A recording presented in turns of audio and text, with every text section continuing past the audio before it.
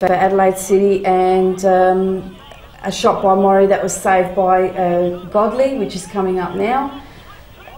Morrie wasn't quite on song as he normally has been, and I don't know why that is, maybe because of the pressure of the match. But then here we have another tough bit of play. Budin gets a yellow, and then we ended up with Patrick Deruvo coming on, and he ended up scoring. So we've got a little bit more of argy-bargy going on, people protecting their own teammates. Budin, as I said, cops the yellow there for that tackle. And it's great to be able to, when I sit and watch this footage over and over again, it's amazing some of these tackles that get put in. Of course, Peroni came on as well. Ciala came off because he was injured, as we saw. Peroni came on, had that shot at goal, which wasn't too far off, but then here we have the goal that comes up by Deruvo. Opportunistic goal. So that took it to 1-1, and that's how it stood for the rest of the match. And yeah, so it was another exciting night match, even though it was a Thursday night, and accustomed as we are to the Monday night matches, and very interesting as well. Yeah, probably a result that Blue Eagles were looking for that game as well. They're flying pretty high, but yeah, it's never an easy game between City and Metro. No, definitely not. Now, I'd like to go to our next lot of footage, and that is, of course, the day game, Saturday game, that was between Para Hills and Galaxy at the Paddocks. And if we can have a go to that footage now. Another game that was very interesting, of course, Galaxy at, you know, all sort of problems because they haven't been able to get any points up until this match. And Carl Maynard would have to be wondering, I mean, he said to me, he's got the players, he's got the quality, they're just not putting it together on the park. That's exactly right. I mean, we played them in round 2, and there was nothing wrong with their list. I mean, their quality was definitely there, but they really didn't seem like they gelled at all.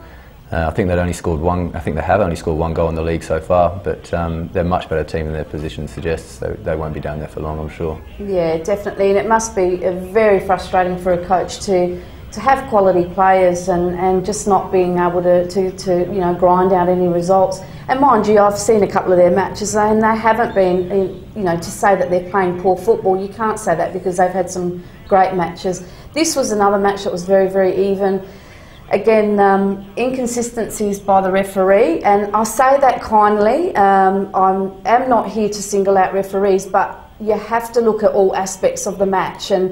And for instance, we had a few passages of play here where Matthew Muscroft was not awarded a couple of free kicks. There were infringements upon him, and then as soon as he came upon another player, he copped a free kick. Very, very frustrated.